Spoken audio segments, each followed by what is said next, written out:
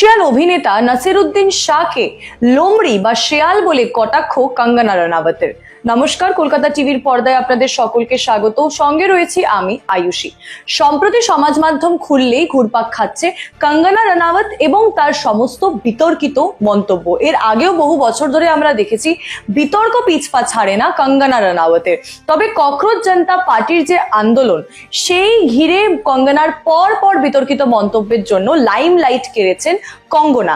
ভুল কারণের জন্য হলেও, নেগেটিভ পাবলিসিটি হলেও বারবার লাইমলাইট কেড়েছেন কঙ্গনা রানাওয়াত। এর আগেও দেখেছি সোনাক্ষী সিনহার জামা কাপড় নিয়ে তিনি সমালোচনা করেন, সোনাক্ষী সিনহাকে নিয়ে তিনি কটাক্ষ করেন। তবে এবার কঙ্গনা রানাওয়াতের কটাক্ষের তীর প্রবীণ অভিনেতা নাসিরুদ্দিন শাহের দিকে।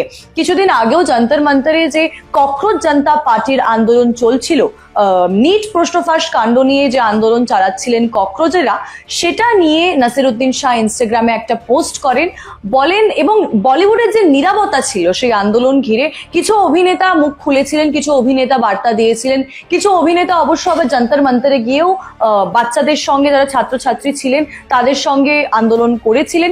তবে বাকি যারা চুপ ছিলেন, বলিউডের নীরবতা নিয়ে নাসিরুদ্দিন শাহ ইনস্টাগ্রামে একটা পোস্ট করেছিলেন, যেখানে তিনি লিখেছিলেন, কুকুরের মুখে হাড় থাকলে কুকুর ঘেউ ঘেউ করতে পারে না, হাড় সরিয়ে নিলেই তখনই কুকুর ঘেউ ঘেউ করে।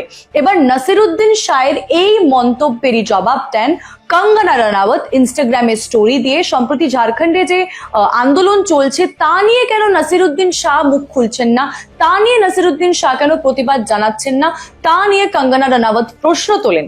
তার সঙ্গে পীযূষ মিশ্রের মতামতের একটি ভিডিও তিনি শেয়ার করেন এবং প্রবীণ অভিনেতাকে লোমড়ি বা শেয়াল বলে অভিহিত করেন।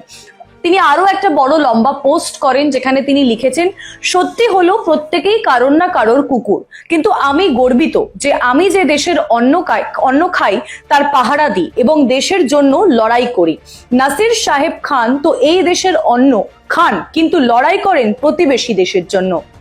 এমনই বলেছেন কঙ্গনা। তিনি আরো বলেছেন যে মানুষকে কুকুরের সঙ্গে তুলনা করা এক প্রকার প্রশংসার মতো, কারণ পোষ্য হিসেবে কুকুর অত্যন্ত বিশ্বস্ত এবং সরল।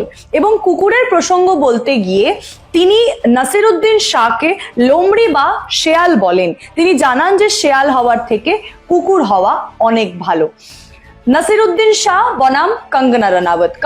নাসিরুদ্দিন শাহের পোস্টের জবাব দিয়েছেন কঙ্গনা রানাওয়াত। তবে কঙ্গনা রানাওয়াতের পোস্টের জবাব নাসিরুদ্দিন শাহ দেন কিনা, নাকি কঙ্গনা ভবিষ্যতে আরো বিতর্কিত মন্তব্য করেন, সেদিকেই আমাদের নজর থাকবে। কিন্তু আপনাদের নজর থাকবে কলকাতা টিভির পর্দায় অন্যান্য খবর দেখার জন্য। দেখতে থাকুন কলকাতা টিভি, রাত দিন 7 দিন।